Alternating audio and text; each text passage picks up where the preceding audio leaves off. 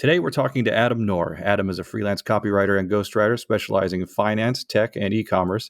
He's written for companies like Progressive Insurance and Merrell, and his copy has helped generate more than 7 figures in sales. Before that, he had a successful finance career in Nashville, but was continuously drawn to writing. So he left it all, moved to Hawaii, and took a chance on copywriting as a career. We get into what it was like to leave corporate life, agency versus freelance work, daily rituals, what it's like being a digital nomad in Hawaii, and his unique methods for outreach. Be sure to follow Adam with the links provided in the show notes.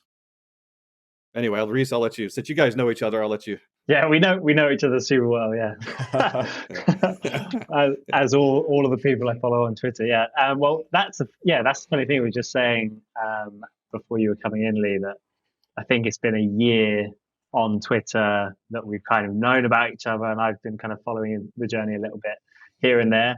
You're so much more disciplined with Twitter and definitely LinkedIn, which is awesome to see. So every time I come back on every few months because I'm shit at it, it's great to see. But it's been nice to see like how things have gone. I mean, it would be amazing to hear.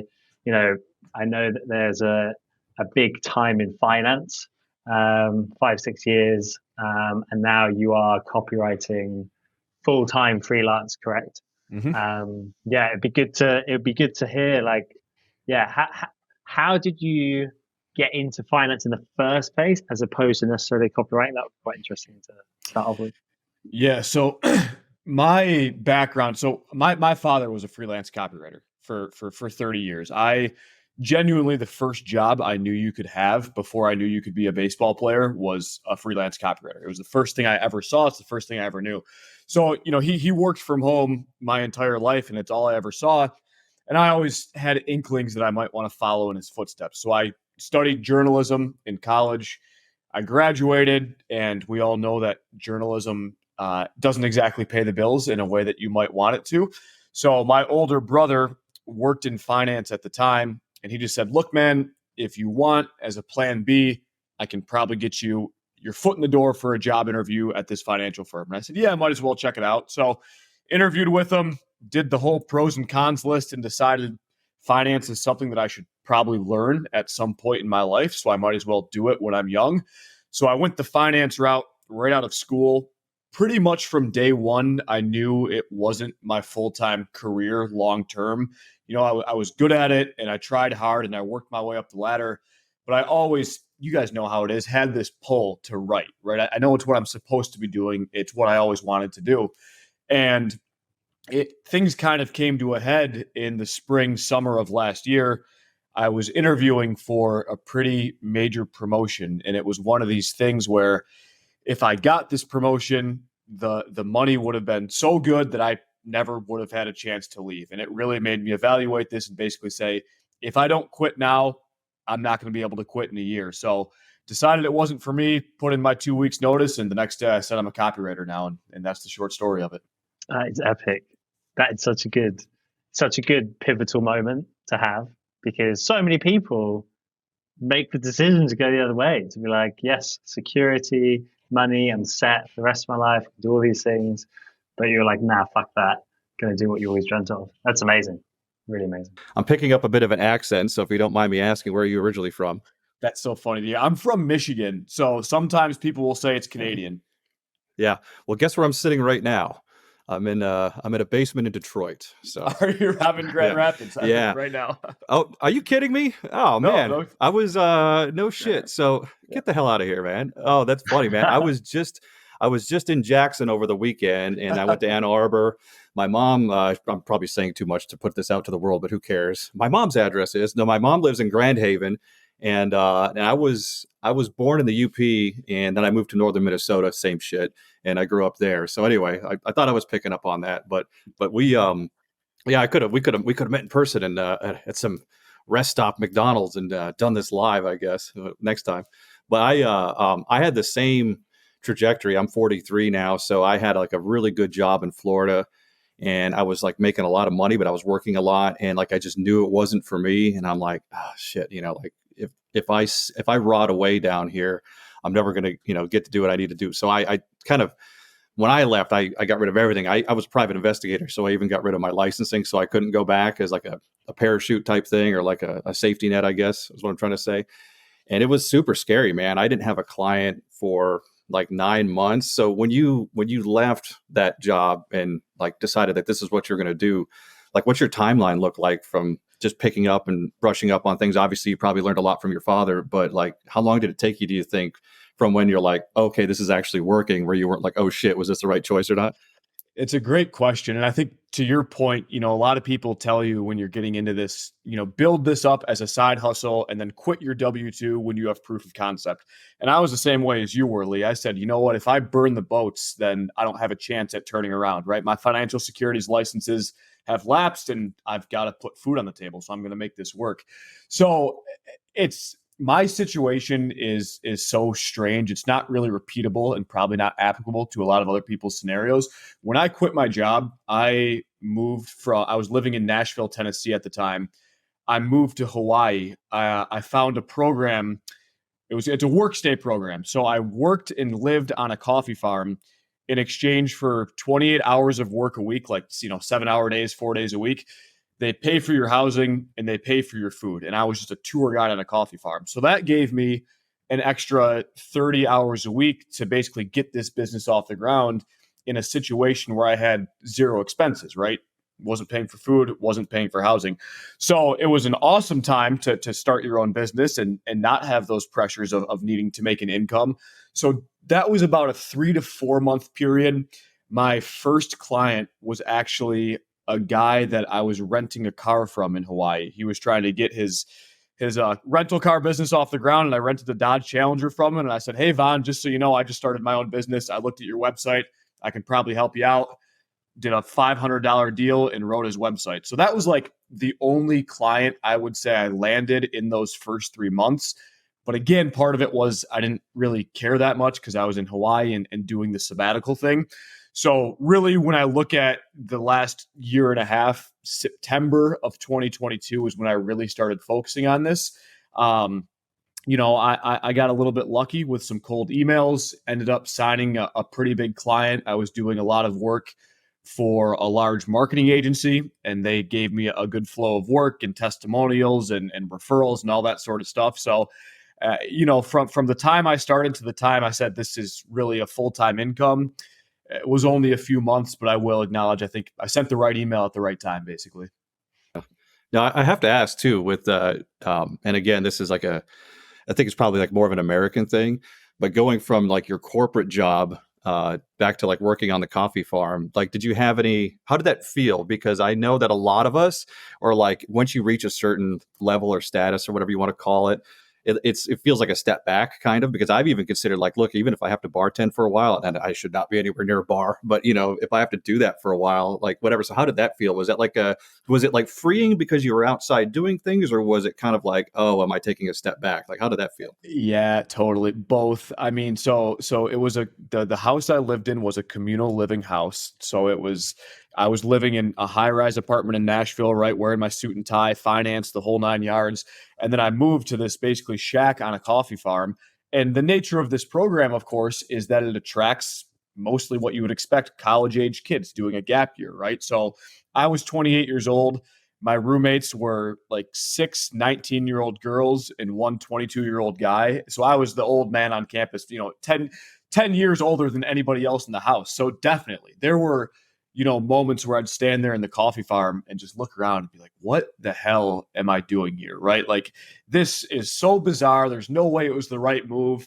And it was hard a lot of the time to disassociate and to enjoy being there, right? Because, it's all well and good to pursue your passions, but at the end of the day, pursuing your passion doesn't pay the bills, right? So it was constant, this back and forth between take a breather, take a sabbatical, enjoy your time here versus, well, you don't really have the luxury of doing that because you're not 19 years old anymore. So both, I felt it both all the time. And it was a great time to do it, but I wouldn't say I was down there kicking my feet up. More often than not, I was going pretty hard at it.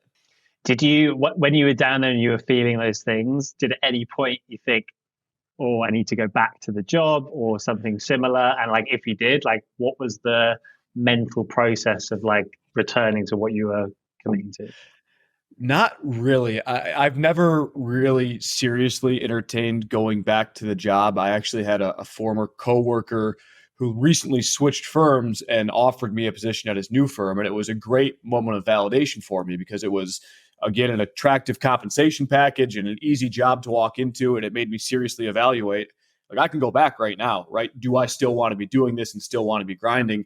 And I ended up turning him down. And I thought that that was a valuable thought exercise to prove to myself that I still want to do this, right? So you guys know how it is. It's, you work more than you did at your corporate job and you make less, but you do it because you see the path, right? And you know that the potential is there. So, Reese, my ego's too big, I think, to be totally honest with you, to turn back and go back to the corporate job. I don't know. It'd have to be pretty dire for me to do that. Fucking A, burn the boats. Love right. it. No, my trajectory is similar to yours. I think Reese too, because I've been doing this for November 2nd will be 24 months. And I feel like I've been doing it for an eternity. And look, I'm not a hustle culture guy, but I know that being new to a job, even at 41 or whatever I was, because a lot of people say, man, you work too much. I'm like, well, I'm new at this fucking job. Like, when you start anything new, you have to work hard. And I've been working nights and weekends for a while, but I feel like I'm doing okay. Like, I'm where I want to be.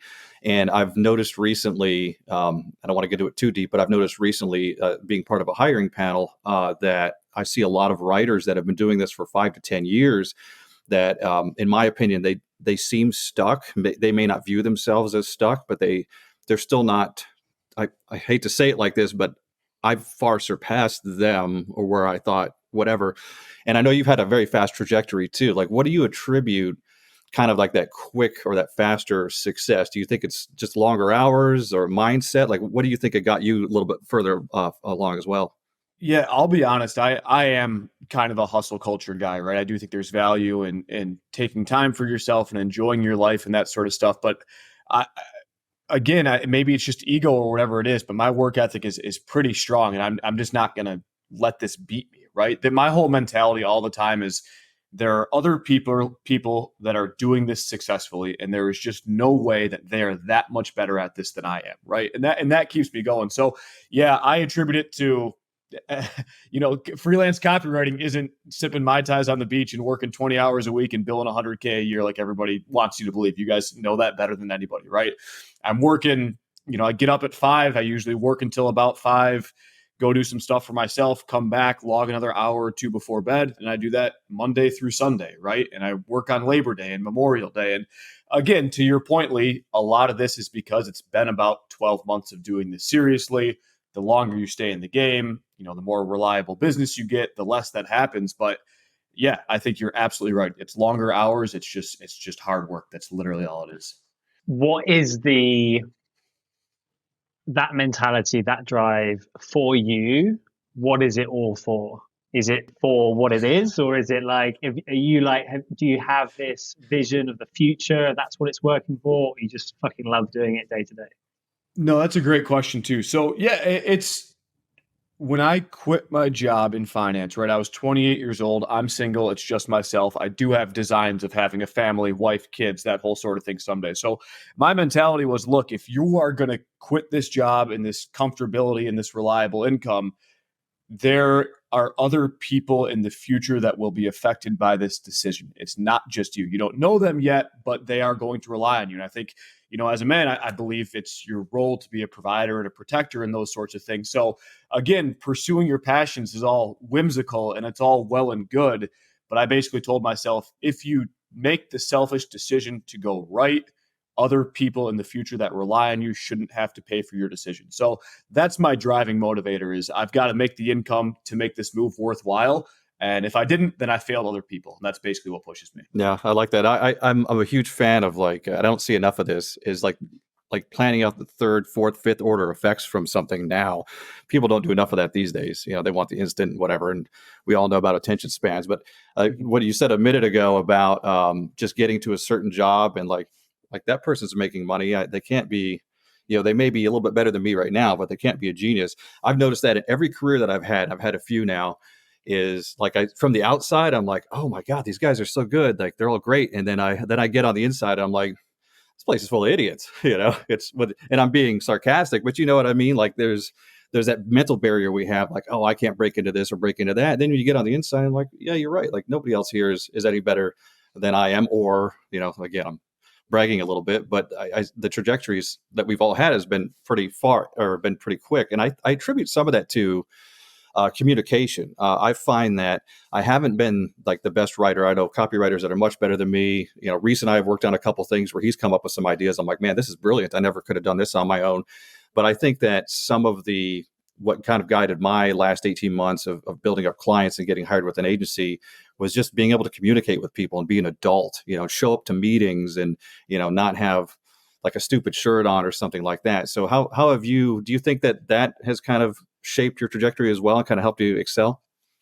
Totally. And to your point, I vividly remember the first day I realized this. I was 22 years old, working my first finance job, and I had a good performance review, basically. And I looked around and I realized if you show up when you are supposed to show up, you do the work while you're there, and you leave a few minutes after most people do, you are going to be better than 90% of your competitors, right? That's pretty much all. And that was an eye-opening realization. And I think that, to your point, Lee, is true in freelance copywriting too, right?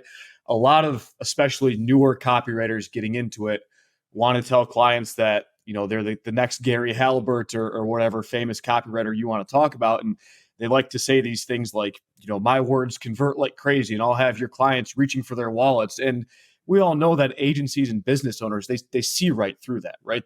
That's an extremely difficult thing to be able to deliver on, to be a real high level conversion copywriter.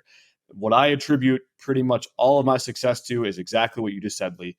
Do the work right, do the work on time, and be the best possible communicator you can. That's going to get you way further ahead than any hacks or power words or whatever you want to say. You mentioned you're single, there's no family yet. You have mentioned your father being a freelance copywriter his whole life.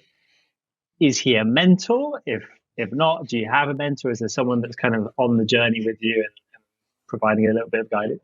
Yeah, it's so funny. It was always knocking around in the back of my mind that I might want to pursue his career.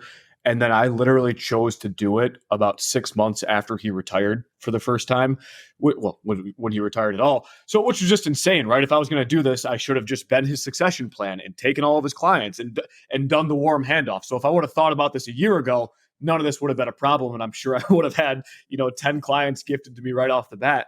So he's been obviously helpful, right? Yes, he is my mentor in the copywriting space. He's made some introductions for me, but more importantly, he's helped me with editing and with the copy and with idea generation. And nowadays, it's pretty darn rare that I'll reach out to him for editing or copywriting advice, because it would be a lot that I would be asking for. But early on, I mean, how nerve-wracking that is when you send your first piece of copy to a client and you've been doing it for a month and you have absolutely no way of knowing if it's any good because it's all so subjective, right? So having him there early on to sit there and say, yes, this is good, I would change this, X, Y, and Z, I can't pretend like that didn't help me a tremendous amount. I mean, he's been crucial for me, especially in those early days. That's awesome. Is there an element of competition there, or? No, that's a good question. No, not really. There is it's fun to be able to talk about that sort of thing, right? You guys talk about meeting in a cohort. I don't have a lot of my friends that I can talk to, the finer points about the Oxford comma or freelance copywriting with. So it's nice to have somebody that gets it to bounce stuff off of, because I think especially as a person working for yourself, it can be a little bit maddening if nobody understands. So that's been nice for me. Yeah, that's awesome. And you don't have to have any awkward conversations about the fact that you're going freelance after leaving a job either. Yeah, for sure. Yeah, that's, people ask that all the time too, right? Are you happy you did it? Or do you wish you had the agency job, the W-2? And I think, the freelancing thing is so interesting because it was so attractive for a long time because you got to set your own hours and work from wherever you want and those sorts of things. But now, with remote and hybrid work, a lot of those things just kind of exist from a W-2 perspective. So I go back and forth a lot, to be honest with you, Lee. You talk about working for an agency. Like, does it make more sense for me just to be a remote W-2 writer and get the benefits and get the consistent paycheck and those sorts of things? So I'd be curious what you guys think on that, because I wrestle with that all the time, to be honest with you. Yeah, I have the same thing. I've always been kind of a team kind of guy. Like I left Minnesota at 18. I went in the Marines for a while, and I think I thrive better in a team environment. So even at 40, you think I would be a little more confident jumping into this freelance thing. And it was fucking terrifying, to be honest with you. And I think I do operate with a little bit more structure, or at least I'm better at it. I have this problem now where I'm getting better, but I'm taking on every client. And especially now, not to bring up the AI thing, but like I've noticed some people in our circles that have lost some work. So whenever something comes along, I try to grab too much. So to your point about agency work and having some structure, I really think that's been helpful for me. But when I'm working doing agency stuff, I miss my freelance days. Like I'm just going to go to the gym. If I want to work from 9 p.m. to whatever I can, that's up to me. And then when I'm freelancing, I'm like, oh man, it'd be nice to just have that paycheck hitting my account, every couple of weeks. So I honestly don't think there's a good answer to this, other than I know myself well enough now that whatever I'm doing, I'm going to want to do the other thing. So I just try to keep that balanced in my head, so I don't, blow everything up. But it reminded me of not to get back to submitting client work, but when you were talking about that first submission, when you first send that first deliverable. And there's nothing worse in the world when you're sitting in a Google Doc and you see like the anonymous walrus come in, and you're like, oh, fuck, like, what's going to happen? Like, yeah, the suggestions and everything. When do you think, like you said, your first client was the web design for the rental car? How did it pick up after that? Have you been kind of like a generalist? Like, how would you kind of define the copy? Because Reese and I are quite honestly, we're kind of generalists. I'll take anything that comes my way. But have you found something you enjoyed more than the other? Yeah. So one thing I'll say real quickly is if I could go back to the very beginning and do anything over again, I would have started posting on LinkedIn from day one. The amount of business that I'm generating nowadays just on pure inbound leads from LinkedIn is more significant than any outbound outreach I've ever done. And we all know how awesome inbound leads are. So if you're considering doing this, start posting on LinkedIn. I don't care if you have nothing to say, just do it. It'll work itself out. But no, yeah, I did the same thing, right? I think everybody tells you to niche down because of the riches are in niches idea. But early on, if you're niching down, all you're doing is disqualifying yourself for potential work, right? And another aspect of that is I worked in finance, right? So my background's in finance. So in my mind, I was going to be a copywriter in the finance niche. Of course, that's what I'm going to do. And I ended up doing a lot of work with an agency in the tech space and in SaaS. And I found out I had a pretty good knack for that. So what I did at that point was rebranded myself as a tech copywriter because that's where most of my experience was. And then I would reach out to other agencies or firms in those spaces and style myself as a specialist in this space because I have testimonials here, because I have examples here. So you never really know what you're going to get into until you do it. And then as you do more things in more spaces, you have more options to niche down, right? If I write 3 pieces of copy in real estate, you better believe I'm going to start telling real estate clients that I specialize in real estate copy because I have the testimonial and I have the samples, right? So I think early on, get as much work as you possibly can, figure out what you like, and then give yourself more chances to broaden your horizons. I think that's absolutely the way to do it. Couldn't agree more. Absolutely. And like we follow this path too, where I'll like, especially in the beginning, not so much anymore. I'll take anything. If somebody was even outside of copywriting, if somebody's like, hey, can you help me with building my landing page? I'm like, sure. Then I'll get off the call and I'm like, oh shit. And then I'm on YouTube. How do I build a landing page? But I think that's a very important point is like, you have to try things that may seem a little scary to you because then at least you learn what you don't like to do because, like there are things now that I know that I will never take on. And I think that's important to do. Plus, I think it makes you a more effective copywriter. It's challenging. You're having to write about coffee one day and you're having to write about something super technical the other day. Like that's only going to be a good thing for your ability. You've been through that. So you're kind of like a year in. Based on that, like you've experimented in different niches, different styles of writing. Do you have somewhere you want to take the freelance business in the future? It's a really well-timed question. Yeah, so I'm in the midst of probably a full-scale pivot right now. I see a lot of value in the ghostwriting space, specifically, especially on social media, LinkedIn, Twitter, those sorts of things. I think that it's something that I've started to have some success with, and the success has led to enough traction to where I say, okay, this is viable, and I'm getting a lot of inbound leads on it. So clearly it tells me that the interest is there, the demand is there, and if you have the results, you are going to outpace what current supply there is in the market. I think a lot of people want to do it, but a lot of people don't necessarily have the results to do it. So that's something that I've noticed enough traction in recently and had enough success with, where it's going to make sense for me to start niching down, right? So as I look forward, as I model this out for the next couple of years, that's where I see myself hitching my wagon to. But I thought I was going to be a finance copywriter a year ago, and look how that turned out. So I think it's important to have direction, but always be willing to change as new factors come in. Yeah, for sure. And with your ghostwriting too, like just real quick, like how long are we talking here? Are we doing just social media posts? Have you gotten into any like long form books or anything like that? Like what does that process look like?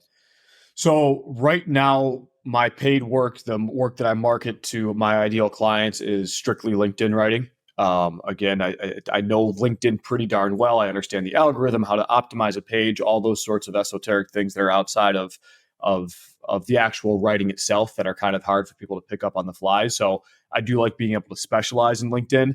Now, look, the long-term plan, Lee, I don't know if you guys are familiar with Joshua Lysek. He's probably the most successful novel ghostwriter or book ghostwriter in the world. He claims that he makes $1 million a year ghostwriting, and I don't doubt him.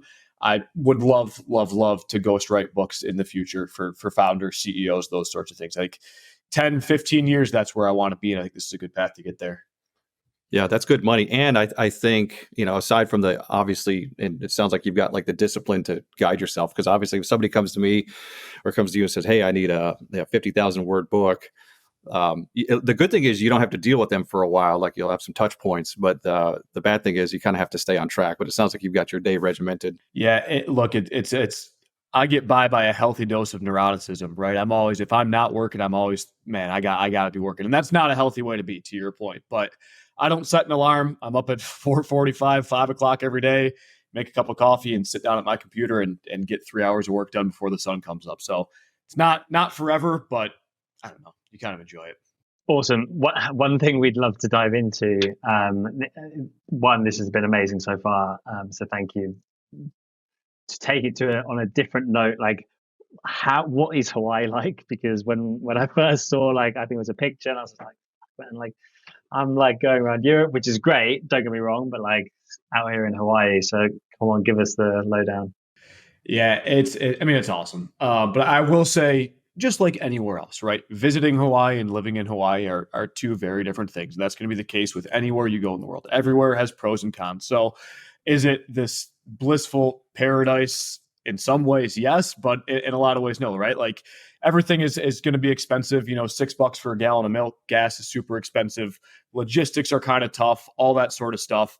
But that would be focusing on the negatives. I mean, Hawaii is also Hawaii. It is between 72 and 85 degrees every single solitary day. You get a little bit of rain, you see the sun, you see the ocean. I would get up probably 3-4 days a week, go surf before I would go to my quote unquote job at a coffee farm. I would literally drove a Dodge Challenger around with a surfboard sticking out the back of it. I mean, it was every bit of that, Jimmy Buffett-esque lifestyle that you would want it to be. The people are wonderful. I have nothing but good things to say about Hawaii itself, but I think it's important with all that sort of stuff to caveat and to understand that, look, no matter where you go, there are going to be things you don't love, but yeah, it's pretty great.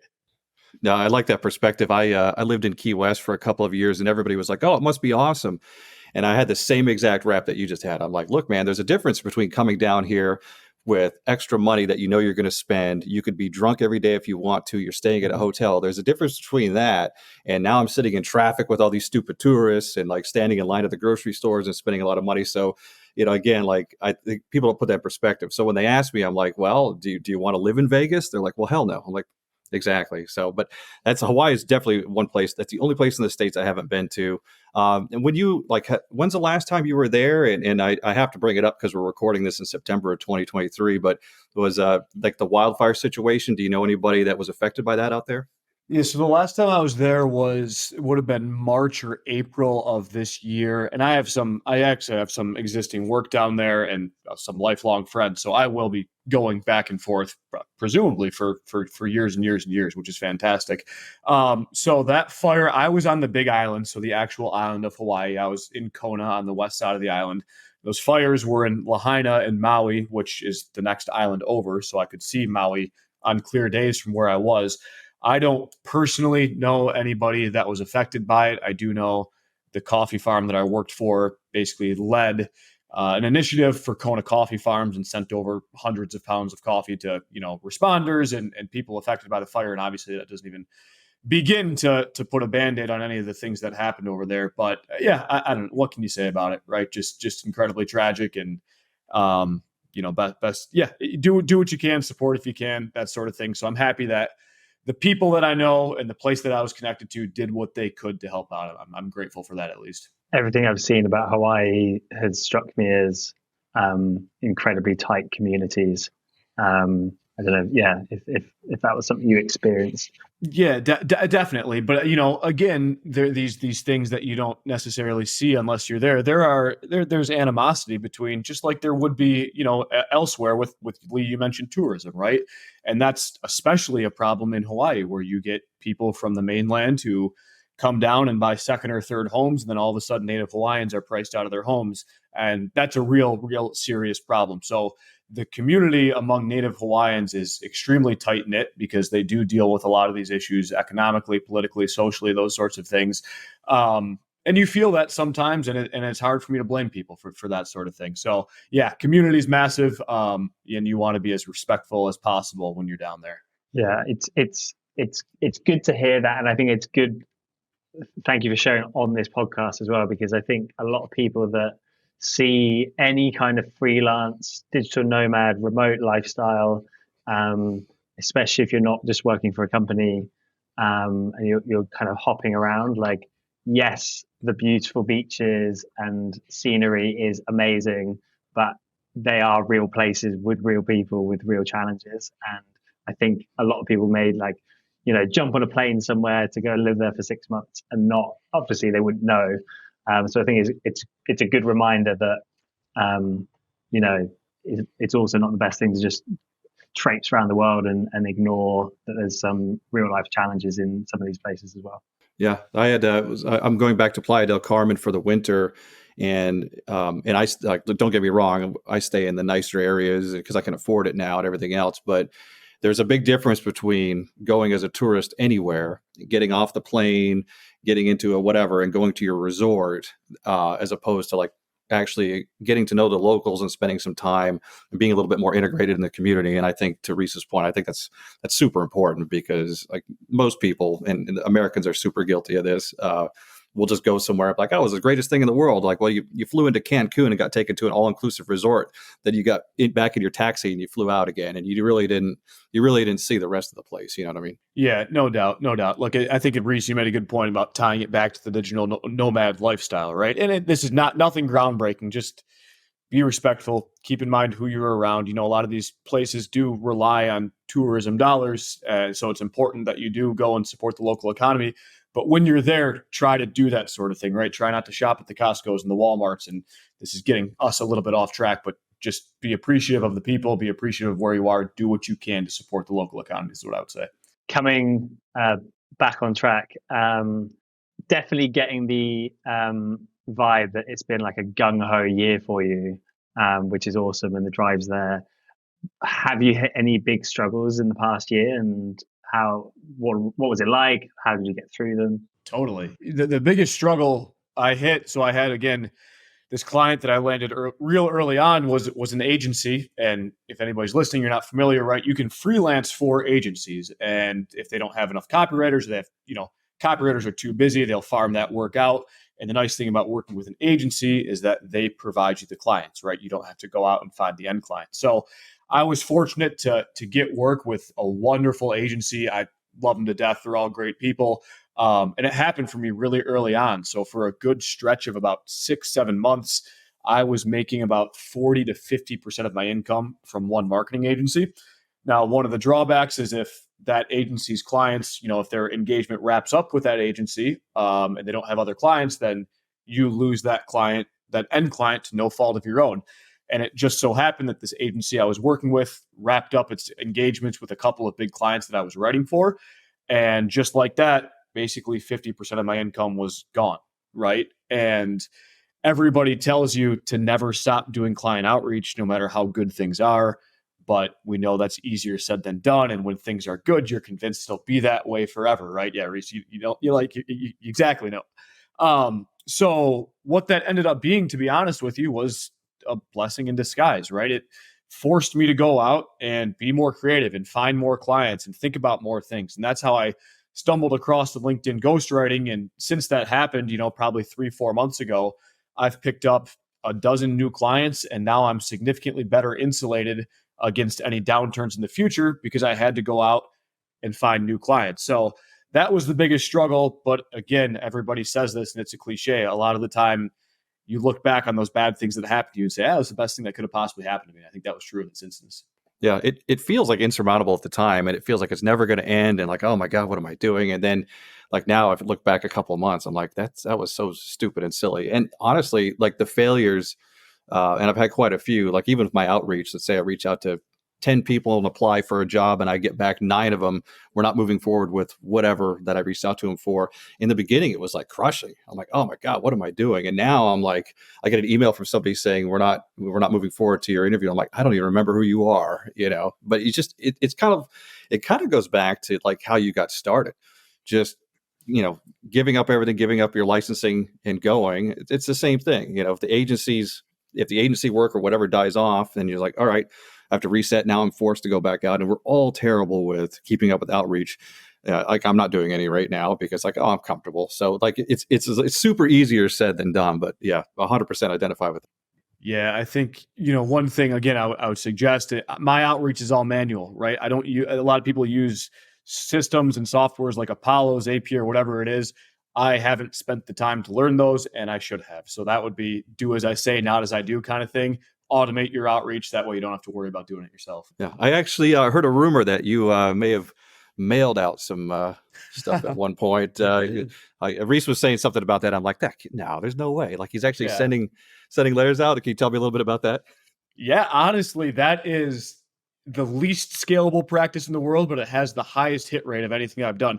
I've probably sent out 25 handwritten letters or dropped them off in person and gotten 4 pieces of business out of it. If you're getting, what is that, almost a 20% hit rate on your cold outreach, that's pretty darn good. So yeah, look, what I do, I figure the easiest way to get 100% open rate is to send somebody a handwritten letter, right? Everybody's going to open a letter that goes to them. So here in Michigan, I find people that I want to work for or marketing agencies, and I spend time figuring out who the best point of contact is, what to learn about them, right? I personalize a handwritten note. I attach it to a little flyer that I have made for my business, and I either drop it off in person or I mail it to them. And those people, they get back to you. I mean, you hear back from darn near everybody. It sucks. It takes a long time, but the hit rate is pretty remarkable. So I recommend that to anybody, honestly. Just zig when others zag. It was the best thing I saw. I was just like, yes, 100%. Who's going to get that letter and be like, yeah, I'm going to throw that away? Like, obviously not. It's amazing. So good. Love it. Yeah, you hear back from almost anybody. You don't get business from everybody, but almost everybody says, hey, got your outreach, appreciate it, we'll keep you in mind. Now, we know what that actually means, but at least they got back to me. To be honest, I think it's also an extremely good strategy for, like you said earlier, like we're experimenting in lots of different niches, but we all have clients or brands and we think, yeah, I'd love to fucking work with them. Those are the best ones to probably do it for, because you can actually pour all your passion into the fact that either you're a customer already or you just like their brand. Like taking that approach, then they're going to marry the fact that you're passionate about the brand already, plus you took the time to do this approach that no one else does. So it could work really well like that. 100%. And look, it's one of those things that we all know you can give away 99%. You can give away 100% of your business because 99.9% of the people are never going to do anything with what you tell them to do. It's the same thing with handwritten letters. Like people will listen to this and say, oh man, that's a great idea. And 99% of people will never do that because it's kind of a pain to do, which is all the more reason that you should do it because it will work. Yeah, I wouldn't even know where to get stamps these days. I haven't bought a stamp in like 25 years. Yeah, Dude, I bought a hopefully roll. I brought a whole roll of stamps. It's like $60. I was floored. It was ridiculous, That's but one-time purchase. Yeah. Yeah, I think it's so saturated now. Like I think after COVID, like the whole, like we were talking about the platforms with the Hunter.io and all the other little tools that people use for outreach. I really do think that, I always found it to be like if it's something I have to do, I'm going to do it begrudgingly. It just doesn't feel right, but I understand it's a numbers game. But I think the personalization is really, really coming back around. And Reese was even talking before about, email and follow up with a phone call, like these extra steps aren't that much work. And to your point about just getting the quality out of it, I would rather reach out to 5 people and hear back from one than reach out to 500 and not hear back from any. So I think that it's just a laziness thing. People are like, I don't feel like taking the time to do this. But man, all you need, if you get one good client, you could make $10,000 a month off of one good client. Just take it a couple of extra steps. You mentioned the phone call. Be as old school as possible. Again, I don't mail all these letters out. If these people are in my backyard, I'll drive to their office. I'll walk in unannounced. I'll ask to meet with the person. Usually they'll say no, but I'll get to shake a hand or I'll get to talk to a secretary and show that takes me one day. I stop by 10 offices. I drop off the hand.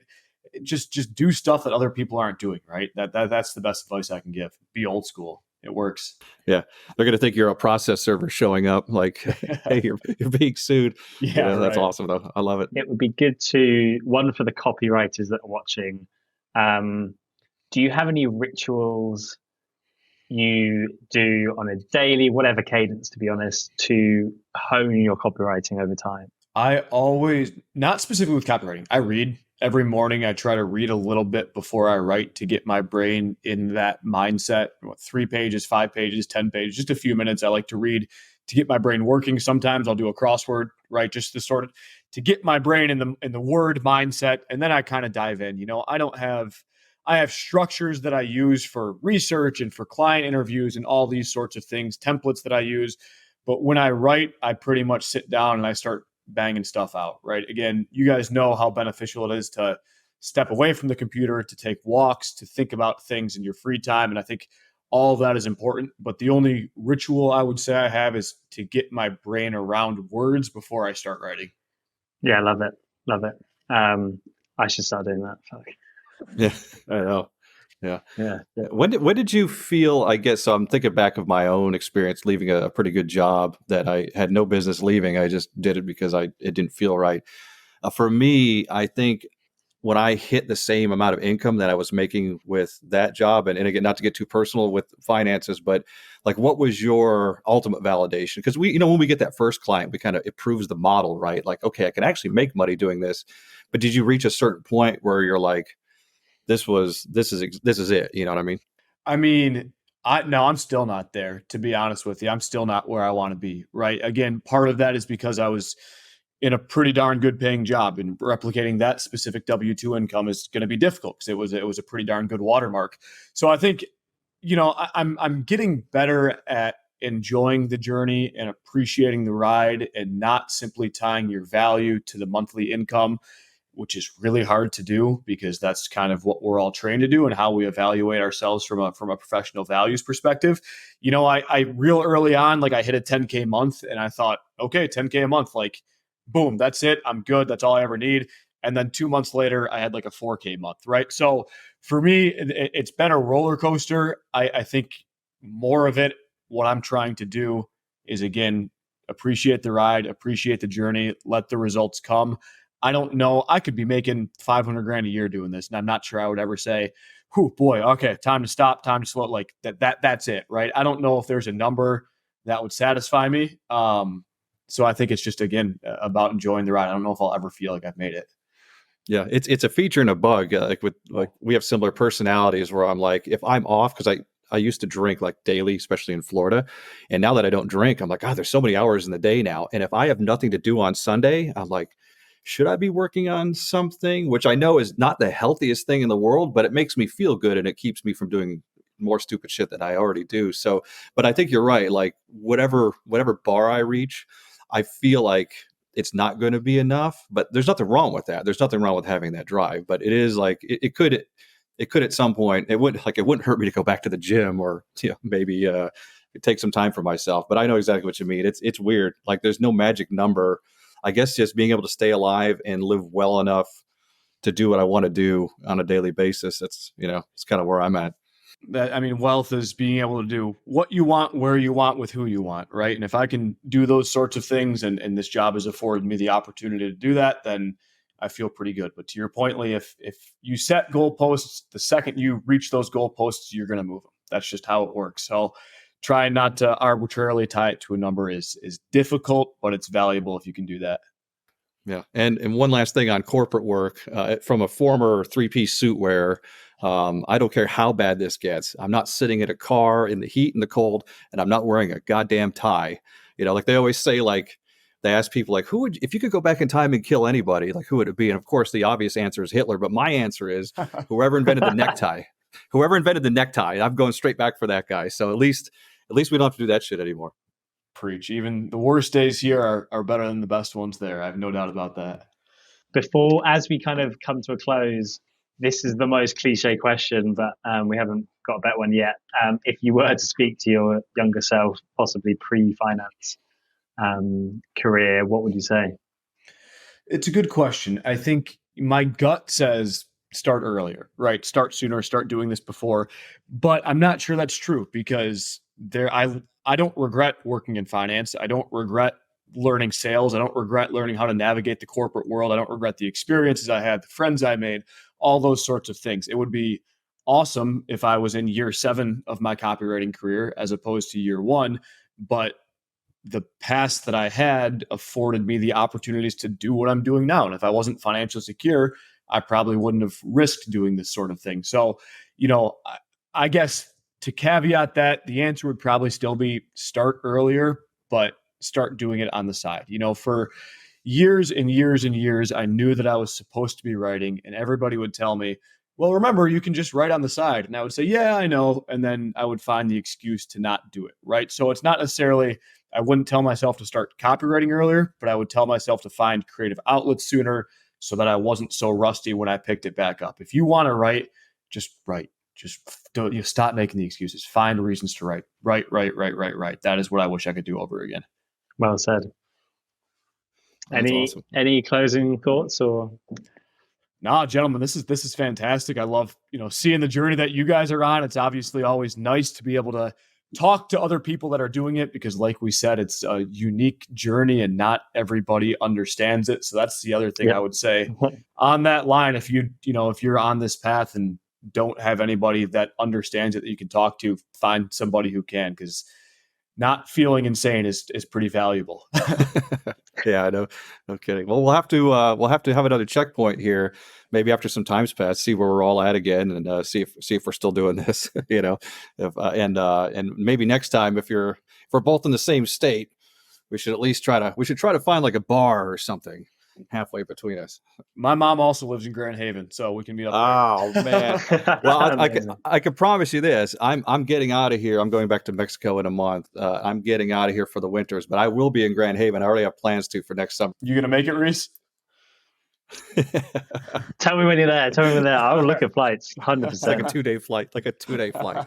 Awesome. But Adam, this has been awesome. We really appreciate your time. We know you got a busy day, and thanks for fitting us in. Like I said, to be continued, man. Let's meet up at some point in the future and check in with everybody and see how we're all doing. Sounds like a plan. Thanks, guys. I appreciate it.